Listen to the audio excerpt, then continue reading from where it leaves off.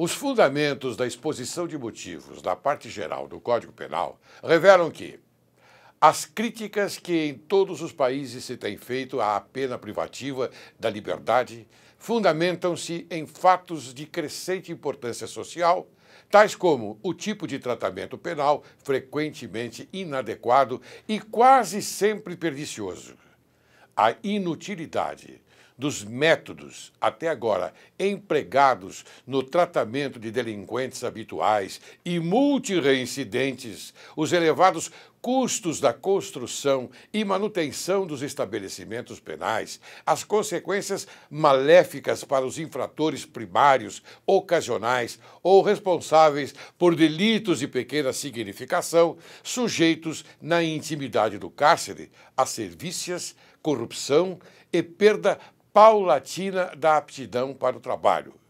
Este questionamento da privação da liberdade tem levado penalistas de numerosos países e a própria Organização das Nações Unidas a uma procura mundial de soluções alternativas para os infratores que não ponham em risco a paz e a segurança da sociedade. Com o ambivalente propósito de aperfeiçoar a pena de prisão, quando necessária, e de substituí-la, quando aconselhável, por formas diversas de sanção criminal.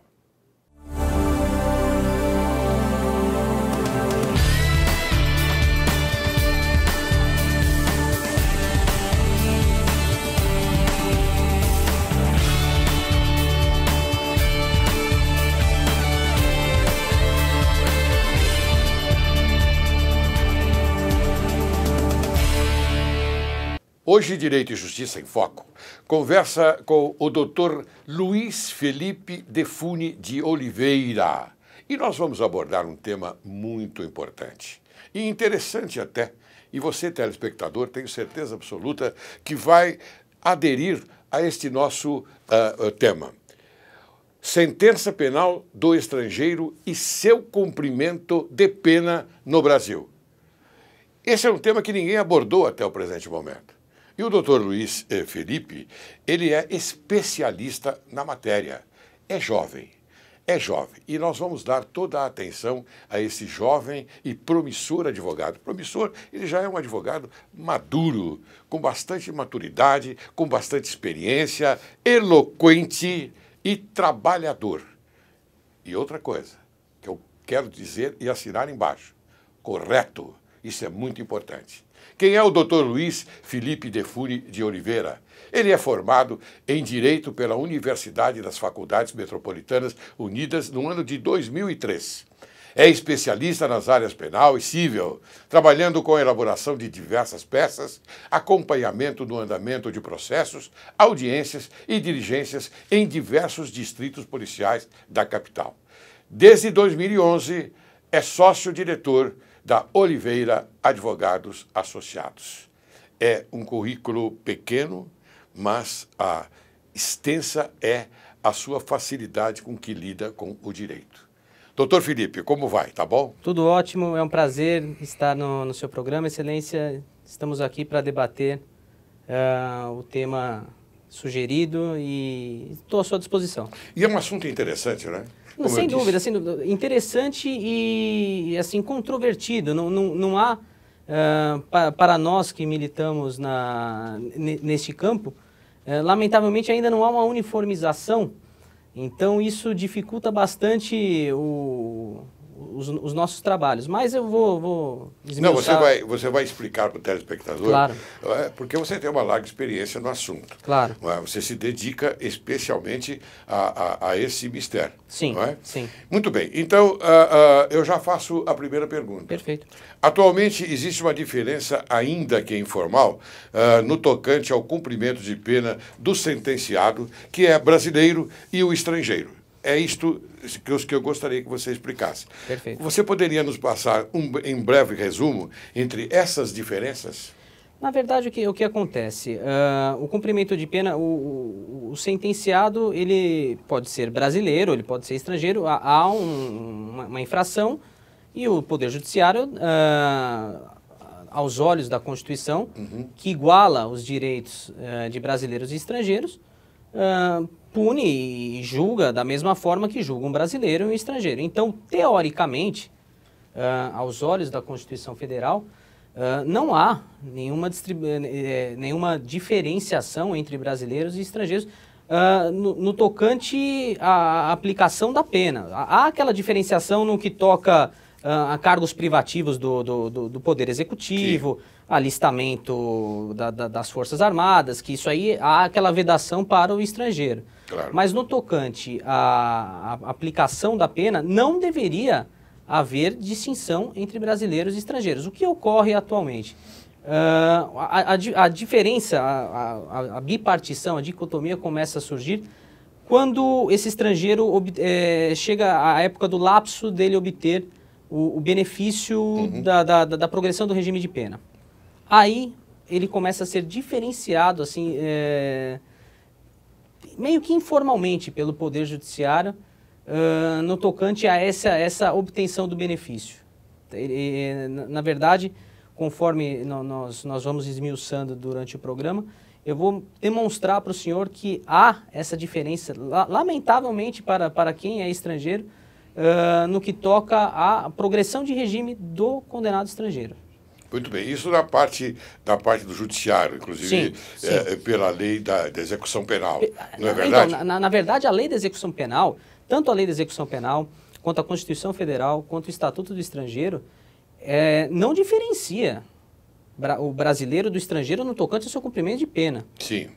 Entendeu? O benefício da progressão do regime, que consta na LEP, na Lei de Execução Penal, ele não há um parágrafo que diferencie esse benefício para o estrangeiro. Para uma coisa, para outra. Não. O tratamento é igual.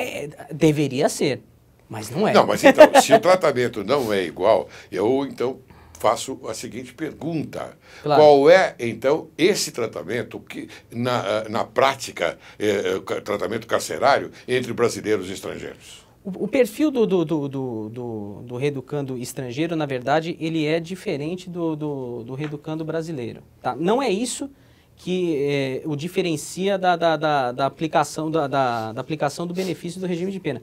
Pelo contrário, até facilitaria. Assim, falo por experiência com Sim. os meus clientes, não é algo genérico, tá? E eu posso dizer para você, para o senhor, o que acontece. O reeducando estrangeiro, ele é totalmente diferenciado do reeducando brasileiro. O reeducando brasileiro, ele entra na penitenciária, ele já é corrompido pelo poder paralelo, que infelizmente a gente não pode fechar os olhos, ele existe no sistema penitenciário. Independente se o criminoso, se o reeducando ele é primário, se ele é reincidente, ele ingressa no sistema carcerário, ele já é corrompido por aquele poder paralelo, entendeu? Convidado a participar daquela festa. Certo. Venha conosco. O condenado... Daquelas regras sim, impostas, sim. Inclusive, pelos chefões do cárcere. Claro. Porque cada cela tem o seu chefão. Sim. O condenado estrangeiro, ele também, o perfil dele também diferencia no que toca ao condenado estrangeiro europeu e estadunidense, vamos dizer assim, o americano e o europeu, e o condenado estrangeiro daqui da América do Sul, um boliviano, um peruano. Os peruanos e os bolivianos, eles já são um pouco mais voltados a esta ideia do poder paralelo. Sim. Tá? No entanto, na penitenciária que abriga os estrangeiros, pelo menos os masculinos, que ela é localizada em Itaí, tá?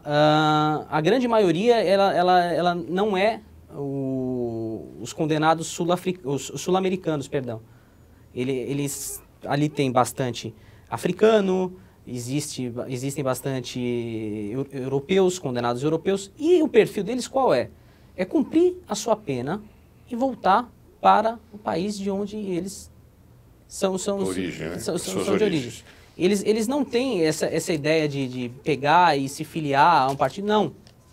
Eles querem pegar e cumprir o que a lei determina. Foram condenados? Foram, mas também dentro do que a regra do jogo manda. Ou seja, se foi condenado, por exemplo, a 5 anos, tráfico de drogas, vamos dar um exemplo, os 2/5 da progressão de regime. Agora 2/5. 2/5. 2/5. E já está se aplicando, né? Sim. Os 2/5. Ele também quer isso.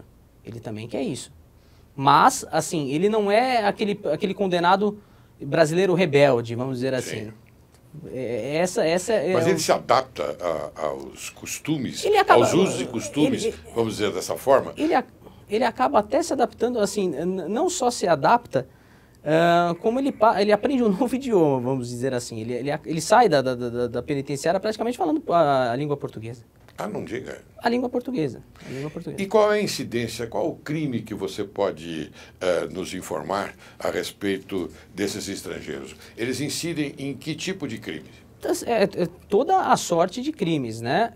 Vou falar da minha experiência com aqueles reclusos da penitenciária de Itaí. O meu escritório, pelo fato dele constar na lista de escritórios do Consulado do Reino Unido, ele atende alguns condenados ingleses, vamos dizer assim. E a maioria desses condenados ingleses que até hoje eu atendi, o crime deles foi o tráfico de drogas, aquele por meio do aeroporto, a conhecida mula, vamos dizer assim. Sim. Eles entram no país... Entram no país... como, entre aspas, mulas. Sim. E outra coisa, assim, se pegos, presos em flagrantes, é impressionante, eles não negam, não tem negativa, assumem, falam, não, realmente, vamos responder. Isso acontece muito aqui nos aeroportos? Bastante.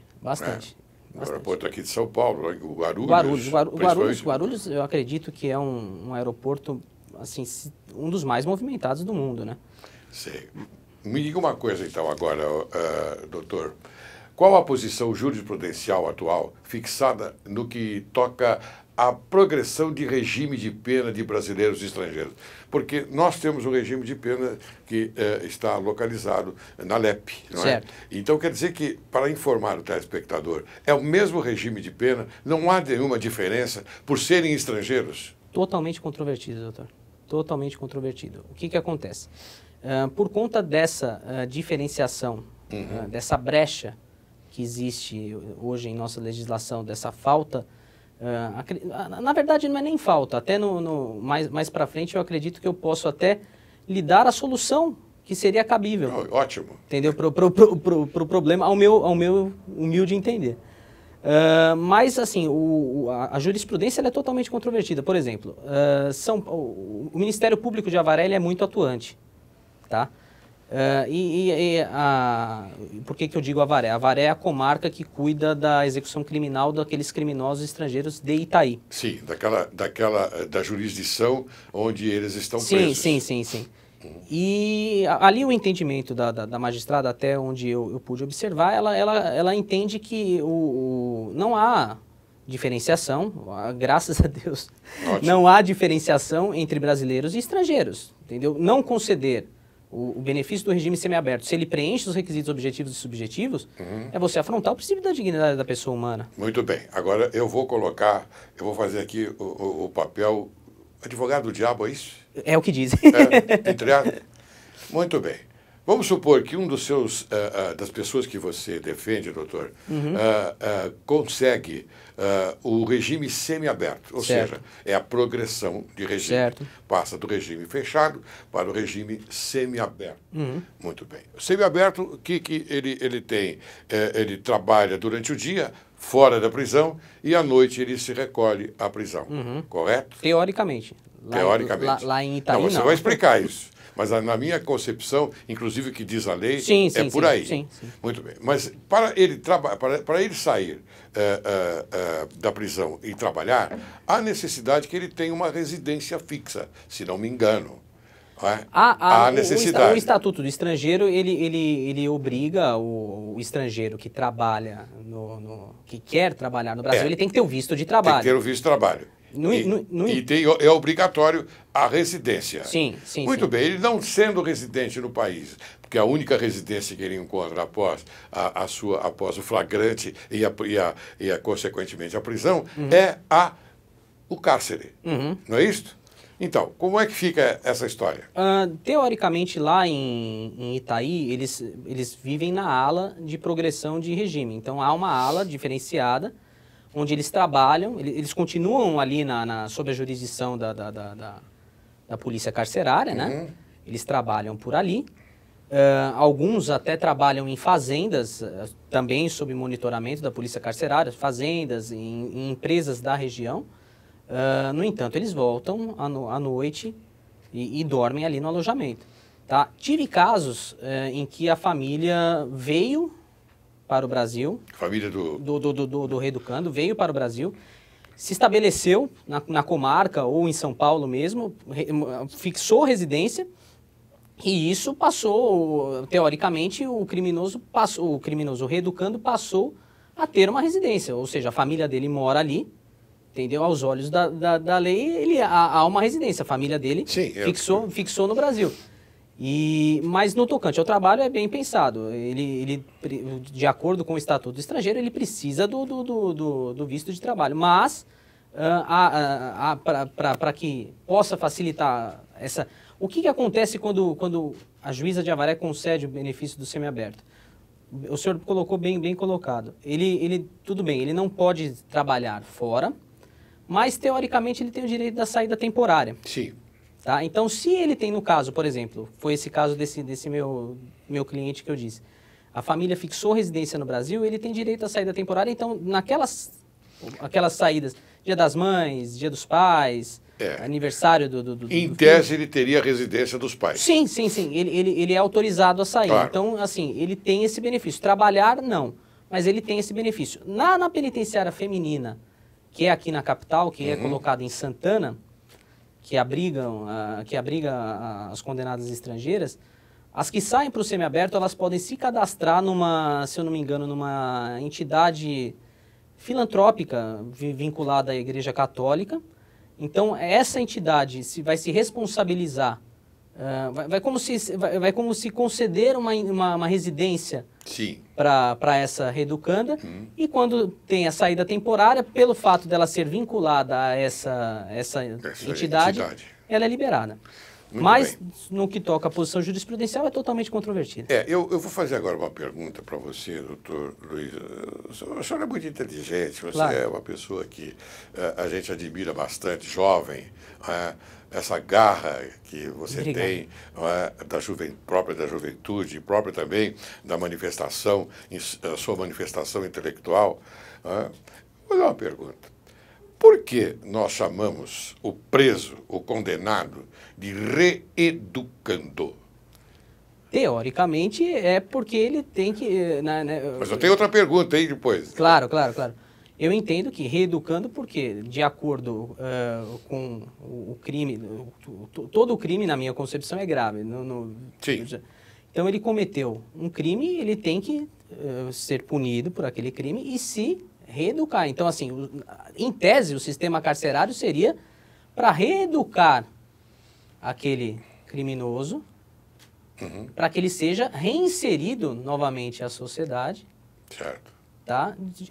Ciente do que infringiu, aconteceu, enfim. Muito bem. Ele seria, então, devolvido à sociedade com melhor situação de compreensão de que não deve cometer nenhum crime. Muito bem, eu discuti uma pergunta suplementar. Você acha que nós, brasileiros, temos condições e uma infraestrutura adequada para reeducar e recolocar o preso, aquele que cometeu um crime grave, à sociedade? Lamentavelmente, não. E por que então, nós fingimos que estamos reeducando e colocamos isto para que a sociedade entenda que ele poderá sair melhor, quando a gente sabe muito bem que lá dentro, me perdoe agora, eu vou falar pela minha experiência e maturidade também, claro. Nós sabemos perfeitamente que lá é uma escola do crime. É utópico. Escola não, é o Orconcourt, né, se não me engano. Isso é totalmente utópico, né? Eu entendo que é exatamente o que o doutor falou, é pão e circo para a sociedade ver. Pão e circo, né? Pão e circo. E isso vai continuar assim, né? Claro. Oxalá, quero que... gostaria que não, mas... Muito bem. Bem, eu tenho uma outra pergunta a fazer. E quanto à expulsão, você pode, por gentileza, colocar aqui o que você entende da expulsão do estrangeiro após cumprir a pena ou não? Como é que fica isso? A expulsão, ela é consequência do o estrangeiro. Ele comete um crime, abre-se um inquérito de expulsão. Na minha opinião, aí está a solução. Quando eu disse a solução para o problema dessa diferenciação, dessa controvérsia toda, na minha opinião, aí está a saída. E explico por quê. A portaria de expulsão de todo condenado estrangeiro, ela é colocada no final. Abre aspas. Vou ler porque é algo que consta em toda a portaria de expulsão do estrangeiro. Ficando a efetivação da medida, a expulsão, condicionada ao cumprimento da pena a que estiver sujeito o país ou a liberação pelo Poder Judiciário. Na minha opinião, o que poderia ser feito? Ou a liberação pelo Poder Judiciário. Tá? Progressão de regime semiaberto vinculada com a expulsão. Por que segurar o preso até o final do cumprimento da sua pena, se, de acordo até ouvi uma entrevista do presidente do Tribunal de Justiça, desembargador Naline, na época que ele era corregedor, na Jovem Pan, ele se queixando da superpopulação carcerária. Entendeu? Muito dessa superpopulação carcerária acontece exatamente por isso. Grande parte desses estrangeiros poderiam, logo na concessão do benefício do regime semiaberto, já que ou a liberação pelo Poder Judiciário. Se ele vai ser expulso de qualquer forma... Então que seja expulso no momento em que lhe é concedida a progressão Perfeito. No regime semiaberto. Perfeito. Já prisão administrativa, ele vai para a Polícia Federal, o país dele vem, pega e leva ele embora. E vai cumprir o resto da pena lá no seu país. Espera um pouquinho. Eu vou chamar um pequeno intervalo e você vai me responder se vai cumprir o resto da pena no país de origem. Tá bem? Perfeito. Você aguarde que logo retornaremos.